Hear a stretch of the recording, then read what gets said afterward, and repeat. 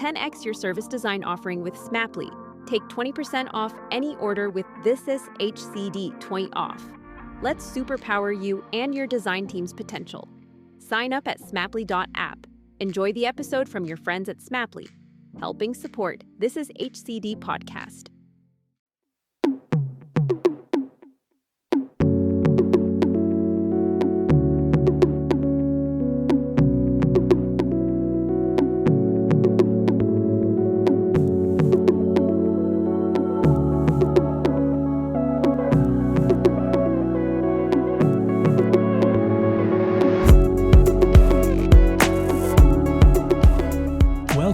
Design Closer, the podcast focused on discussing design's role in tackling complex societal issues.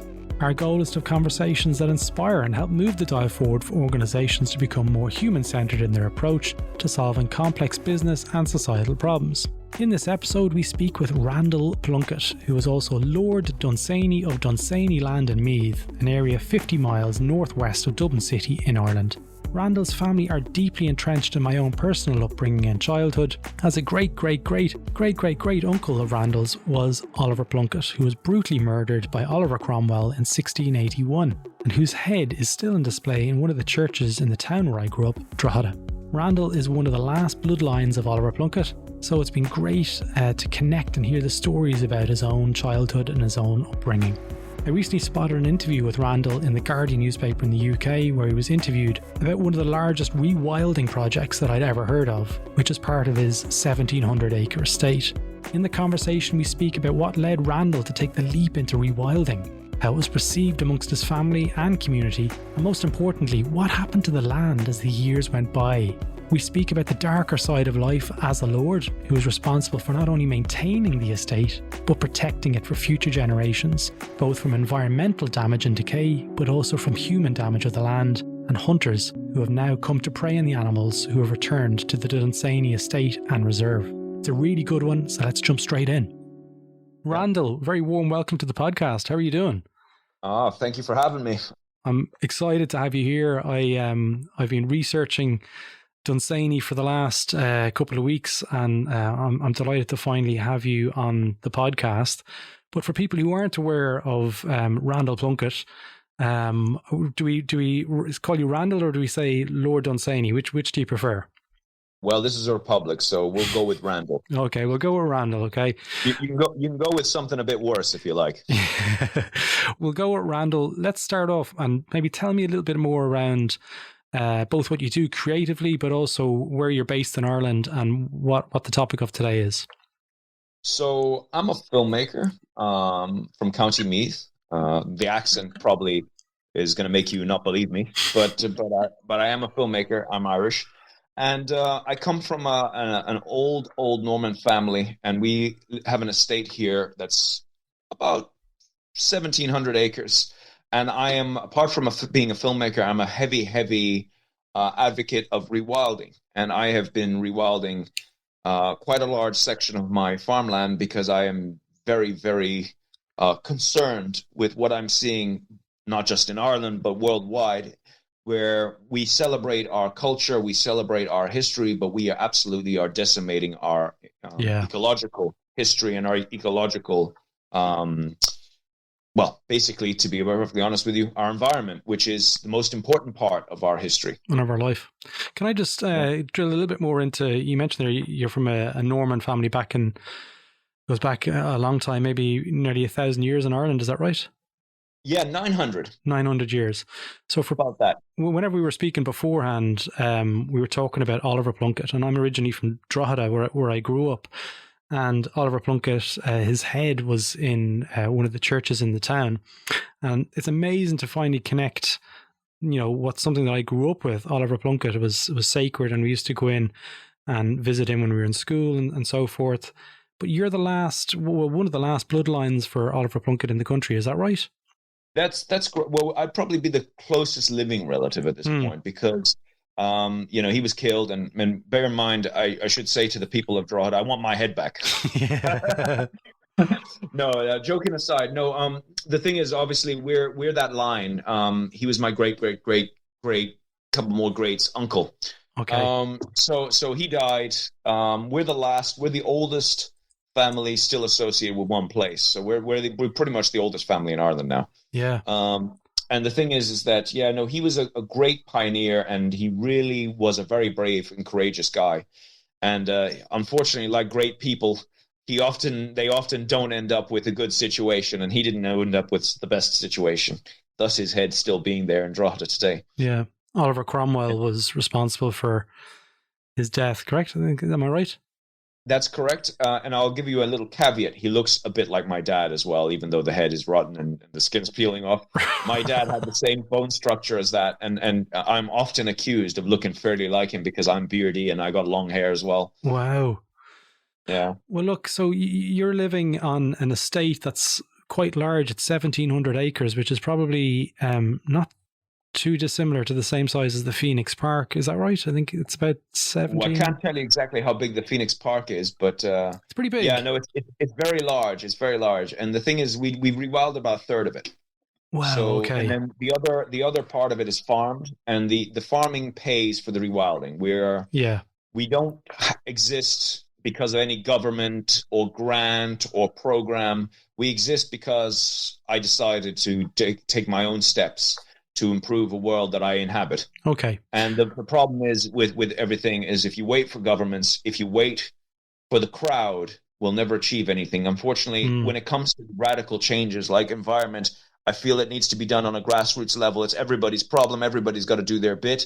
I just had the mechanism to do a bit more. Yeah. And thus I decided to make that, even though I took a lot of personal losses, because I can guarantee you, if you start rewilding when there's no money and you're losing money, and I lose roughly about 20 to 25% of my income per year as a result of it.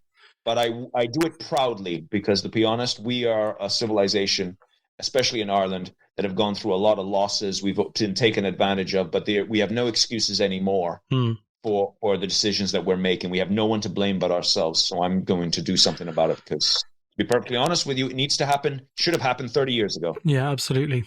Can I just ask you a little bit more around the journey to rewilding? What was happening on the land before that, and what was your journey, your personal journey, to make that decision of saying, I'm going to try this? I'm keen to understand that backstory. Yeah, so let me first explain a little bit about the land, because I think your listeners, if you haven't traveled to this part of Meath, County Meath, County Kildare, Dublin, that's the most valuable land in the country today. It's very, very, very fertile land. In fact, my farm is probably one of the most valuable farms in the country. It's big. There's huge fields. The land is very dry. It's not rocky. It's slightly hilled. The light hits it all day long. It is the best sort of farm in the area, really, and especially with the size and scale. Yeah. So in the old days, my grandfather was one of the biggest cattle farmers in the country. And he had, I think, well over 1,000 heads of cattle in the 70s. And back there, before you had the single farm payments, that was pretty colossal. In fact, he used to supply Afghanistan and helped, I suppose it was the era of Goodman, who's the most well-known sort of meat guy. So those of your listeners who don't know who he is, he would be the guy who's probably the biggest. He's the Trump of meat factories in Ireland. That'd be the best way to describe him. And like Trump, I think he has a slightly prickly personality that doesn't bode well with everybody. And the thing is, so my grandfather would have been probably one of his main suppliers at the time. And then obviously he became huge and outgrew everybody. But my grandfather was roughly pulling out over 1,000 cattle a year out of this place. Wow. And that was before subsidies. So he was a colossal farmer. Now, when I took over, it took a little bit. We tried a few things. We wanted to try organic, but with a farm this scale, we couldn't sort of just grab the bull by the horns altogether because it would be a disaster. So we were leasing part of it. We were trying organic farming. We were trying cattle, then sheep. We worked really hard, didn't make a huge amount of money, and none of us enjoyed it. None of us appreciated the animal cruelty side of it, particularly because there was a lot of examples where we received cattle and they were bleeding from the head because they were dehorned late and all this kind of like stuff that doesn't go monitored. but stuff that actually happens constantly in practice here. Yeah. We weren't happy with that. And then on top of that, we were not happy with the use of chemicals and fertilizers and like anti-fungus stuff and like weird worming medicines. And it was having an effect on the land. And I had a conversation with my dad back in the day, and he used to tell me about all these stories that my great grandfather and him had, where he would go around and he'd shoot snipe. Now I didn't know what snipe was. I was like, what the hell is snipe? He said it's a really strange little bird that used to hang around the wetlands. And I asked him, and he talked to me about a bunch of other animals, like the partridge, like the corncrake, and a whole bunch of others. And I said, how come there are none of those animals anymore? And he said, well, I suppose that's the cost of progress. And that stuck with me. And I thought to myself, that's, excuse my language, that's bullshit. Yeah. Because firstly, there's money is important, making a living. We all got to pay a mortgage, but we shouldn't be destroying the environment. We can work better than destruction. We can work with the land and make money. You don't have to be a horrible person to make money, and you don't have to destroy the rainforest to do that. And I kind of thought that, and we tried at first to try and just do it better. And then with all this, I finally decided, I had enough. I wanted the wildlife back, and I was very inspired by the things I was seeing, and I was writing a script at the time. And those who don't know, when I write scripts, I do something called method writing. So it's a variation of method acting, and method acting is when an actor will live the role that they are playing. Yeah. So the famous one who does it is Daniel Day-Lewis, who is so intolerable and nearly got divorced because he plays, he tends to play shysters all the time. Yeah. And I'm sure his wife and kids had enough of him. Yeah. But I do it with writing. So I obsess over topics. I live through things. I constantly will do micro habits that my characters do, so I can sort of feel and understand where their mind is at. And then I put it into writing. And the one film I was writing was an environmental horror, where it was basically dystopian, where basically people have vanished from the landscape. And the first question I had for myself is, well, what would the landscape look like? Yeah. What would happen? And so with this and this idea that I was wanting a different, should we say, I wanted to do something different with the land. I hadn't quite perfected what that was going to be, but I knew I wanted to do some conservation work. And I wasn't sure about how to go about it. I'm not a scientist. I had no experience in any of this. In fact, I was going to lose a lot of money, and I had to say to my mom at the time, we're going to do this new venture. It's not going to pay. There's no prospects for money as yet. We might get lucky in the future. Yeah. And then, by the way, we're losing money every year. And I had to say that to my mom, and we tried it. And the first year, things were interesting. The grass got better. We got a lot of extra insects. Yeah. Second year, we had a lot more of everything.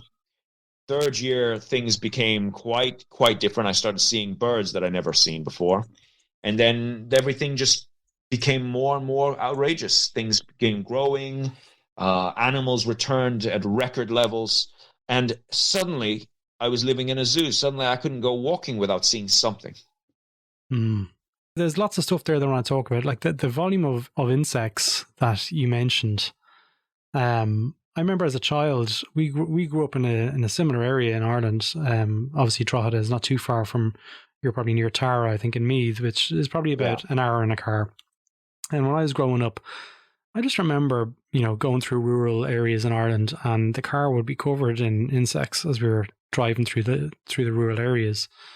And now that's not happening, and the research shows that I think it's 40% of all insects are declining, and a third are endangered. Okay, so there's a huge juxtaposition on where we've come from, and we're not making the world a better place. And another statistic there was that in the 80s there was maybe 500 or 600 rivers in Ireland that were seen to be pristine. I'm quoting The Guardian here now. That was in one of your articles recently, and now there's only 20. So we're not making the world a better place. Things aren't getting better. Can you tell us a little bit more around the kind of decision to pull back from the farming So moving out of that kind of, you've had the conversations with the family. That land wasn't run by your family. A lot of it was from the locals in the area. Is that correct? Well, no. Well, we were leasing a good chunk of it, but we started with rental, and we were transitioning into partnering, and ultimately with the idea of eventually taking over ourselves. But the problem was, I was just not satisfied with what I say. I didn't buy into the status quo, because I mean, all those things that you just said, I 100% believe and agree. In fact, I'm pretty sure that those are like the better numbers. Yeah. I'm sure I've seen worse numbers than that. But the thing is that I wasn't happy with that paradigm. I don't believe that we need to stick that many drugs into an animal. I don't believe, because I won't say that I'm a conspiracy theorist, but I'm a cynic when it comes to business. I'm not, bear in mind, I'm not anti-business or anything like that, but I know what it's like when you have a business interest and how pushing a narrative is beneficial. So, it's in their interest to sell us, should we say, a narrative, so that we need more sprays, that we need to do these, when really the biggest problem is poor choices. It's like medication. Like, you should only take medication when you're really sick. But the big industry wants you taking pills every day. Yeah. Because they get paid every day. Yeah. So it's in their interest to say that you need a multivitamin, rather than you just fixing your diet. You know what I mean? Fixing their diet doesn't give them any money. There's no money in broccoli compared to selling you something else that comes in a pill, And that's the thing. When you have that, and they don't have your best interests at heart, because these companies do not give a damn about you or me, and they will sell themselves into oblivion. But that's you can't blame greed, because greed is inert in all of us. Yeah. But the thing is that we don't have to subscribe to it. And the thing is that I saw the losses, and I was watching the destruction of the land, because the land was downtrodden. It was compressed. There was chunks of mud. There was weeds. It looked tired. And this is the prime land. And you know why it was tired? It was tired because it never got a break. Yeah. And then the farmer said to me, he was like, how we fix that? Well, we need to spray this. We need to do that. We need to. Yeah. That was his solution. Well, and I said to me, it's like, so you keep kicking it while it's down. And then what do? You don't let it recover. You don't do some, a more healthier approach. You spray oil-based chemicals on it. Yeah. Wow. That is madness. And then meanwhile, this man, he was suffering from a neurological condition, and I was thinking to myself, it's like, what do you think that came from? Exposure. Where do you think chemicals? You're not even wearing a mask while you're spraying? Yeah. It's crazy. Like you mentioned there about the ground being downtrodden and stuff. And John Thackeray, who's a great friend of the podcast, he wrote a fantastic book about how to thrive in the next economy. And I've already mentioned John's work to you, but he explains in the book that soil is finite. At some point, you're going to hit a threshold. And for centuries, we were putting cattle on the land, and then we started to move towards big combine harvesters and bigger machines that were adding extra compression to the soil. And the soil at some point will start, decreasing its yield. And how farmers are responding to that is they're adding more chemicals, and they're trying to get as much out of it as possible because the margins are so low. And we're in a race to the bottom when that starts happening. And I think there's a correlation between the volume of chemicals, and we look at insects as being a byproduct of that, the sheer sort of destruction and decimation of level of insects in farmlands. There has to be a connection between those two worlds. So I guess my question to you now is, when you stopped farming and the land was stopped receiving this level of chemicalization, what did it look like when on the journey of exiting that world? Well, the first thing is what happened is the grass grew. The second thing is it got clumpy. The third thing is it blew up with dandelions, nettles, thistles, and the most worst of all, this evil ragwort, which is a weed, or they call it a weed. It's kind of a flowering type weed that blew up, and it's the kiss of death for land in Ireland. That's what they told me. What's it called? Ragwort. It's kind of like a long tendon-like plant has a yellow flower. Okay. It's kind of beautiful, actually, but they hate it. And like all half-truths, it was considered the enemy. Now, what I've come to realize at my age is that when anyone tells you something is inherently bad, it's usually based on some level of ignorance. Because there's nothing in nature that belongs in a place. And bear in mind, this is a native thing. This is not some invasive species that came from Japan or somewhere. This is a native Irish plant. And everything in nature works together. It's only when things start getting messed with that things go wrong. And ragwort is not something that has come from somewhere else. It was always here. And the thing is that all these things started exploding, and I wasn't willing to use chemicals. And at first I tried to combat the weeds by pulling them out and doing this kind of stuff. I wasn't really willing.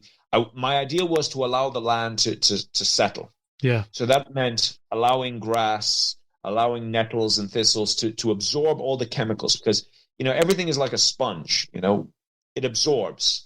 And over time, all these chemicals are absorbed into the plants, and they die back in, and they eventually get, if you like, digested, But that's what happened here. So the place became like a complete disaster of nettles and briars and all that stuff.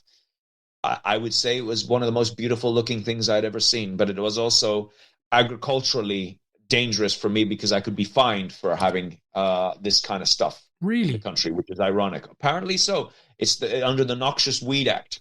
Apparently you can be fined. Now, good thing the council never really bothered me with it, but it was always a concern that we had, that we would get into trouble. Okay. So I tried at first to deal with it in my own way, in the most kind of, should we say, comfortable way, which was to pull it, right? Because it wasn't chemicals. I mean, you pull it out, we're just giving the other stuff. Now, I totally failed because it would come back. Every time I pulled it, more would come. So I did it for a year or two and then gave up and said, I'll do something about it when the council comes. They never came. But ironically, what happened is the land cured itself because all those so-called noxious weeds began to disappear after about third or fourth year. And not disappear completely. They just became less and less plentiful, and other things started coming. Yeah. And things became patchy. So I'd get a little bit of a section here, then I get a little bit of a section of nettles, then I get a little section of thistles, then I got this section of wildflowers, then I get ferns over here, and then different types and colors of grass. And that's what happened. And then that became ever-changing. And as time goes on, I get more and more micro areas of one or two, maybe 4 or 5 different things growing in them. But nothing, as time goes on, there's less and less uniformity to everything. Yeah. Even the land became a little bit more clumpy, which was ironic because when water came, I started noticing that the water was dissipating a lot faster. I'd get wet patches and ponds and little things like that, microclimates. It's very, very good. And like I said, water brings life, insects bring more life. You know, and that's how it was working. And I just kept seeing more and more things appearing. And you know what? It was all gorgeous. It was beautiful. The colors, the wildlife. When I'd walk and just see thousands of flies and insects flying over the tips of the grass, butterflies everywhere. And then I'd see these birds flying in, swooping in and catching them. And the place was like the Amazon. You know, you'd hear... I'd be woken up at 6 o'clock in the morning by the little bastards making so much goddamn noise that it would wake me up. So, although it was beautiful, it was also had its drawbacks. Like being woken up at dawn was one of them. Yeah, no, absolutely. You mentioned when we were speaking the last time that animals have started to re-emerge from the estate. And I know I follow you now on Instagram, and I see the hedgehogs and some of the photographs you have there. The hedgehogs are in decline as well. It's no surprise that most of these things that we speak about are in decline. And walk me through what that was like. And did you have to stimulate any of those things to try and encourage the animals back, or did it happen all organically? Well, when I first started, I like every guy who's eager.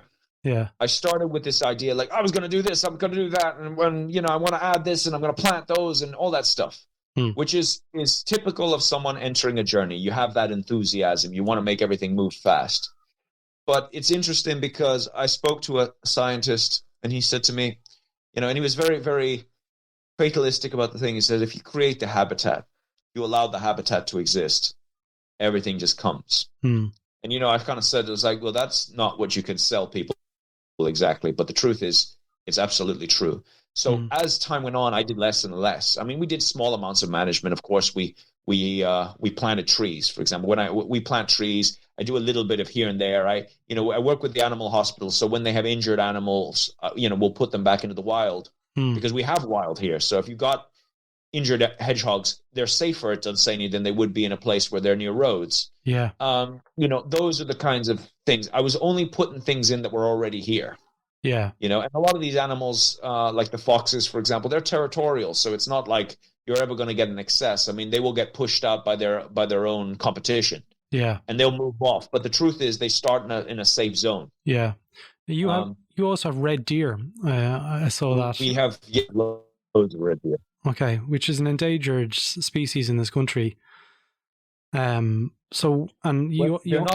the common species anymore, because if you look around, most of the deer, it's the only native species we have, because the sika and the fallow deer are not from here. I think one of them comes from Northern Europe and the other one comes from like Asia or somewhere, which is much to my surprise. They must have got a Ryanair flight, did they?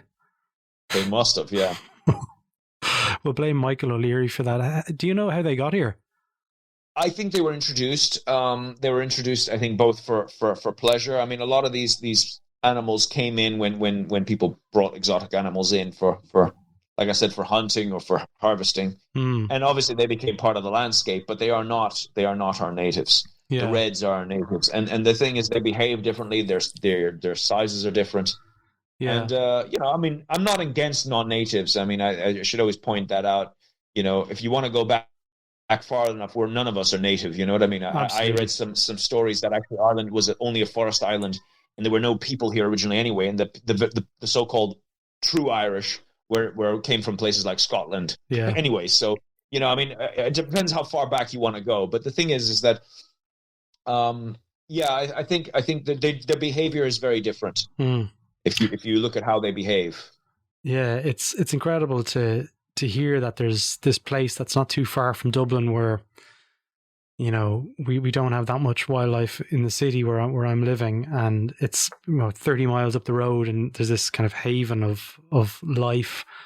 It's fantastic to hear. But in typical, a good example, should I say, of how messed up the human race is, you've had to go to war, I guess, with poachers and hunters we were speaking about beforehand, which is completely messed up when you think about it, because the work that you're doing to shine a light on this, it's an amazing story, but it has only amplified the opportunity, I guess, for people who are into hunting and poachers.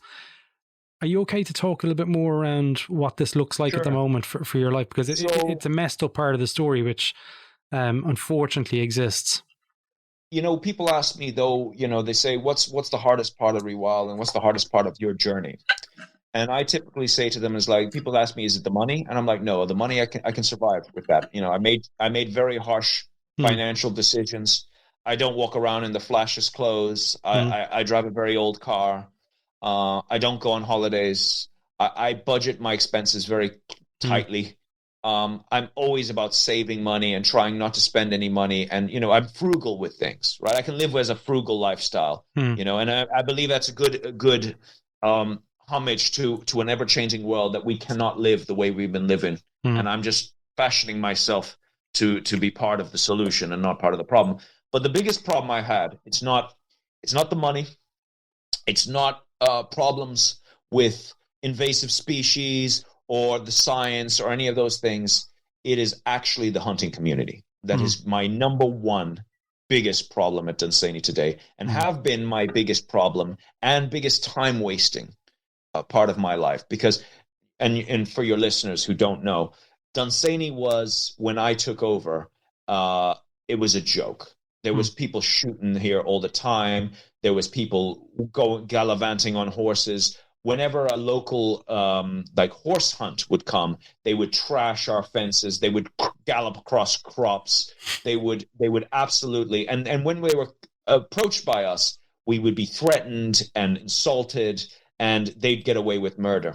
And when my dad died, I drew a line in the sand and said, well, now it's my time. And you know what? The dark days are coming for these people, because I'm a very, very vindictive person and very vengeful. And I said to myself, it's like, I'm going to win. Even if I have to absolutely pummel these people, if I have to ruin every single day that they're here, I will do that. So I started, they started poaching in the middle of the dawn. So I'd turn up there at dawn and I'd watch them. And like one of those Scientologists, I'd film them doing what they're doing, making everybody uncomfortable. They'd be parked up. I'd roll up behind them and just watch them. I was constantly battling horse hunts. I'd find out when they're coming, and I would be following them around and calling the guards on them the moment they cross into my place. Yeah. I tried calling the guards on them, had them, visit them a couple of times. Eventually, I tried to be diplomatic. They threw it back in my face, many of them. And then I started having to pull out more police and then eventually lawyers. Yeah. And I started, recently I had to put out a warning letter of injunction on the Meath hunt, who came to my property. We had a negotiation. We talked to them. I gave them the maps of my land. All my land, by the way, has got signs on it. Every year I have to put up fresh signs because these guys will shoot the signs off the trees. They will yank every single sign off gates. In fact, we started welding them to the gates so they'd have less. And you know what happened when I welded them? They got a crowbar and started yanking them off with crowbars. They're very eager to teach me a lesson. But, like I said, Dunsany can afford a lot of signs, so we're going to keep doing it. Yeah. And the thing is, and I started doing these sorts of things, and as a result, I got pushback. I got people threatening to beat me up, threatening to set fire to my house, threatening to kill me. Wow. And cut my head off and stick it on a stick. I got threatened to get a Chelsea smile, and then and they regularly call me Imperial C, which I won't say onto your listeners, but we Irish can know what the C word is. Yeah. I get called British C word very regularly. Yeah. Even though I'm not British. If you want to cuss me off about my heritage, you can at least call me a French wanker. It just goes to show their level of ignorance. But yeah, so it went to war, and the thing is, I upped my game. I had to keep going. So then what I started doing is I had to put up, I did this for years, and I had to put up bigger signs, the hardest and tightest gates with mesh gates. And then they started filming themselves doing horse jumps over my gates just to show me off and then tagging me on social media. So I had to put barbed wire on the top of the gates to stop the horses or to stop people just climbing over them. We've had people setting fire to trees. We've had people cutting fences just to be annoying. I've had, like I said, I approached one lot who were getting close to slashing my tires once, and the guy claimed that he wasn't doing nothing, but he was getting ready just to slash the tires because my car is very recognizable. And now I can no longer park my car in the local town without parking it right in front of a camera. So it's crazy to think that this exists in a what we would call a civilized world, but it's something that unfortunately, it's taken up quite a lot of your life and your energy, and it's not like there's enough going on. There was about 36 calls to the police in 2019 in 6 months. Yeah, 36. Do you have any idea how much police time I waste? Yeah, the cost. And this, as a taxpayer, you should be offended. Yeah, because that's wasting of police hours on bullshit. Excuse my French. Yeah. And these people, they don't have the right. They've never had the right. They're abusers. And like now I said, the problem is with my world, normally hunting season starts on the 1st of September. 1st of September is a lot like D-Day for me. I start going to war because I now have to patrol my property 2 or 3 hours a day, every day. And then on the weekends, even more. Yeah. And that's a huge, I have a young family. I have work. I have huge amounts of responsibilities. I have, my next movie to do. And this is what I have to do every, it's like paying tax on my day, 3 hours a day. Because if I don't do it, they will start seeing that I'm not there all the time, or my people aren't there all the time, and they'll start abusing it again. Because in the old days, it used to be all the time. I used to hear gunshots every weekend, and there were people coming on the land. We had people cutting trees down. These people have been abusing us for years, and I just drew a line in the sand. And the thing is now it started early, because we've already had one report of lamping and known poachers from other areas coming because of probably all the hype. Yeah. And the problem is, what in my trials to try and get this place to be more recognized, to protect the environment, it's also opened me up to more problems from elsewhere.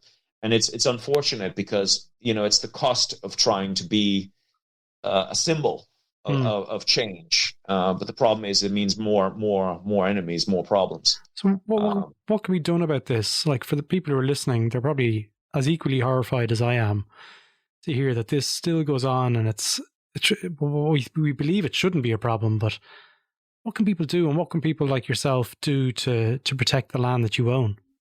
In all fairness now, the positive person in me says, you can contact your local authorities. You can say, look, we want harder sentences. We don't want any of this stuff happens, because look, there's been gunshots. I mean, I had a window shot out. Bullet hit my window. Lucky nobody was there. We've had a shot that was fired. A deer was shot over my field, which is, you're not allowed to shoot near houses anyway. But this deer was shot. We were filming a movie around that period of time. If the bullet had hit an international actress and killed it, can you imagine the scandal that would have been in the Irish film industry? When the American film industry would disappear out of Ireland if any actress was killed in a stray bullet shot. Yeah. You know what I mean? That's the kind of stuff that would destroy the economy here for film. So these things are happening every day. I don't think there is really much anyone can do, because the laws are not really hard enough on people doing it. There should be no night shooting at all. I don't understand how the hell night shooting is a thing. Yeah. The guards, they're not around, and even if they are, I mean, let's be honest, it's unless the laws are there to seriously stop criminal trespass and all that stuff, which they aren't. It's civil trespass. It's Mickey Mouse. So and there's not much will to fix it. Yeah. Like I said, for all my calls, it hasn't deterred it. Yeah. Marginally deterred it, maybe. This year I'm expecting way more calls, because I like I said, normally it starts in September. It's already started. Yeah. Well, look, Randal, hopefully things pick up, and we're able to come to some sort of understanding, and these people stop doing that, because it's the work that you're doing, and you're doing all this great work over here. The land and the animals and everything, the insects are returning.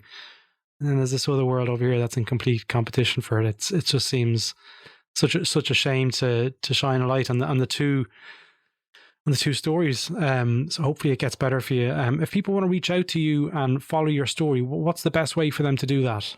Well, I've got a Facebook page. I've got an Instagram page. If you want to support me, one of the best ways to do it is to actually rent or buy my movie, because the truth is, the money I lose, I have to make up in the film industry, and the profits to the film go back into the reserve. It helps me get security. It helps me pay those things that protect. We spend a lot of money on trees. We planted 2,500 trees last year. I hope to be planting 3,000 this year. It's amazing. Ireland needs trees.